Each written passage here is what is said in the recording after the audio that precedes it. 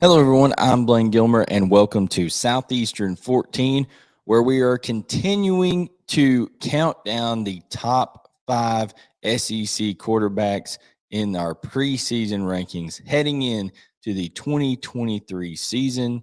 As I said, this is Southeastern 14. We cover all things SEC football, baseball, basketball related, have so many team previews, schedule breakdowns, game-by-game predictions for every SEC game when it comes to the season rolling around, but we're talking preseason right now. And as you see, rolling behind me, number 2 on our list is Devin Leary. And remember, guys, this has everything to do with the body of work that you've put in, the offensive coordinator that you're going to have, the receivers that you're going to have around you. And when it comes to those things, plus the talent that Devin Leary has at his disposal, guys, Devin Leary has a chance to have a better season than Will Levis ever thought about having at Kentucky. He anticipates throws. He's able to put them in tight windows. We go back and really look at the last time he was fully healthy, had a torn pec he's recovering from, but all accounts are that he's healthy throwing the ball as well as he ever has before.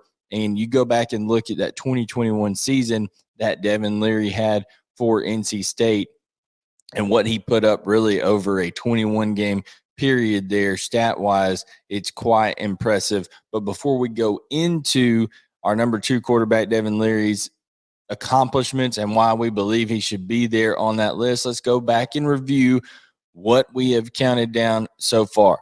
Okay, so honorable mention, we put whoever ends up being the Ole Miss quarterback because we can't justifiably put them in the top 5 because we don't know who the starter is going to be. Technically, Georgia has not named a starter, even though everybody expects it to be Carson Beck. If you have not been named a starter, cannot justifiably put you on this list, so that disqualifies Ole Miss quarterbacks, Georgia quarterbacks, Alabama quarterbacks, because we don't know who the starter is going to be. I didn't put Joe Milton in there because Joe Milton has not proven yet in his career that he can last an entire season as a starting quarterback for a team. He was already replaced once at Tennessee, now has Nico Amaliva behind him in that quarterback room, a highly touted and, yes, highly paid in today's time NIL quarterback, not an illegal thing. Just the Spire Group in Tennessee stepped up and said, hey, this is the guy that we want. And they showed him how much they wanted him with an investment from the Spire Group. So we're going to see. We're going to see if Joe Milton can make it the whole year as a starter. And maybe by the end of the year, he ends up being in the top 5. So I started out at number 5 with Connor Wigman. He came in and absolutely the talent is undeniable, and he came in and really gave Texas A&M a spark last year. In the last 4 or 5 games that he started the year, had 8 touchdowns, no interceptions, did not turn the ball over. Impressive for a young freshman. And you add Bobby Petrino to that mix. You add the receivers that he has coming back in Evan Stewart, Moose Muhammad, Aniyah Smith. There's going to be a lot of success for Connor Wigman in year 2 of his career in College Station. At number 4, I had Will Rogers. Will Rogers has thrown more passes than anybody on this list in the SEC. He's seen more different types of defenses by the nature of what he used to do in the air raid under Mike Leach, and now he's going to have Kevin Barbay as his offensive coordinator there, transitioning to a more pro-style system as Zach Arnett is taking over the program there at Mississippi State after the untimely passing of Mike Leach. So I had Will Rogers at number 4. At number 3, I had KJ Jefferson from Arkansas, a guy who has been the very nature of being consistent when it comes to completing passes. This guy's always up in the mid to high 60s in his pass completion. Sometimes in games, he even breaks into the 70%. I mean, it's very promising in terms of, okay, he's been efficient, but there's really not been those big game moments. He's got to be able to push the ball down the field a little bit more, And also, I think when it comes to the RPO style system that Dan Enos is going to bring and put into play there, and change things a little bit. Dan Enos, barring on his time with the Alabama program, barring on his time from what he learned and did over there and at Maryland, who with Talia Tagovailoa, Tua's younger brother, he was around Tua, then he's around Talia. Both of them have been very successful. I expect KJ Jefferson to benefit from Dan Enos coming over, benefit from that good run game that they have over there. He can use his legs as well, dual threat type guy. I think this is a big year for him with the potential to jump to the NFL after this year. And it's really kind of that contract year, so to speak. So we'll see how KJ Jefferson does, but he has the experience, he has the talent, and, now he's got to be able to help some of those younger receivers at Arkansas kind of grow into things by being even more dialed in with ball placement, allowing guys to run after the catch, things like that. Now, Devin Leary, the reason I put him at number 2 is because this man in a 21-game period from 2021 to 2022 for an NC State team that is not as talented as this Kentucky team, he led them to a 17-4 record as a starter. He put up in his career at NC State, he is 6th in school history, 6,807 yards. And man, when it comes to breaking any record that Phillip Rivers set, he broke Phillip Rivers' single season touchdown record in 2021, had 35 touchdowns, only 5 interceptions that year, and was completing passes at 65.7%. So you're talking about a guy who was absolutely on fire, came in 2022, ended up tearing the pec. He's fully recovered now. And the reason Devin Leary is going to be very successful at Kentucky is not just his talent, which is immense, okay? And he has a knowledge of the game and is able to anticipate throws. I think he's more mobile than people give him credit for. And you're going to see his legs, I think, come into a play a little bit more at Kentucky based on the boot action type stuff that Liam Cohen does.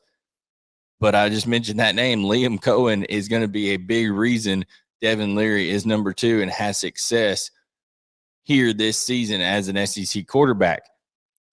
Liam Cohen, you see him over here. Liam Cohen was absolutely dialed in 2 years ago with Will Levis, with Wan'Dale Robinson. They had a lot of success. He's a large part of the reason, in my opinion, that Will Levis had a lot of the buzz that he did going in to the NFL draft. And I think Devin Leary is just a more natural passer of the football than Will Levis is. I think he's a guy who sees the field a little bit better. It's not as forced, and he's got 3 really talented wideouts when it comes to Dane Key, who's really probably the most complete receiver on Kentucky's team. He's a guy that I think could end up being a first, second round draft pick one day. He goes up. He's able to run routes well. He's got size that he's growing into his frame. And I think he's going to be a guy he can go up and get the ball over top of defensive backs and 50-50 balls. So Devin Leary's going to enjoy getting the ball to him. I think they're going to protect Devin Leary and be able to get the ball out to Tavion Robinson very quickly, a la Wan'Dale Robinson when Will Levis had him some of those screens out on the perimeter. And, look at what the Liam Cohen was with the Rams. Look at what the Rams have done throughout the years with some of their receivers, whether it's Cooper Kupp, whether it's Robert Woods, getting the ball out quick on the perimeter and letting those guys make plays. You got the RPO game as well. And then, of course, you have Barian Brown, who is just tremendously gifted with speed, elite track type speed. He's going to help Kentucky in the return game, but he's going to be a guy that can push it, help Devin Leary push the ball down the field, take those deep shots, take the top off the defense, and let guys work underneath. They have some tight ends that are capable as well. They went out and got a running back in Ray Davis who's going to contribute to that run game. Got some protection for Devin Leary. Went out and got Marquez Cox from Northern Illinois. Got Tanner Bowles from Alabama. So they've fortified the offensive line. Liam Cohen is naturally going to get the ball out quicker than Rich Scangarello did last year. And I think you're going to see Devin Leary benefit from that. He's a quick decision maker. He knows, he's seen every type of defense you can throw at him because he's played a lot of football. And I really think Devin Leary is going to be successful in the 2023 season for the Wildcats. And then two, guys, you got to go look at Kentucky's schedule. Florida at home, Tennessee at home, Missouri at home, Alabama at home.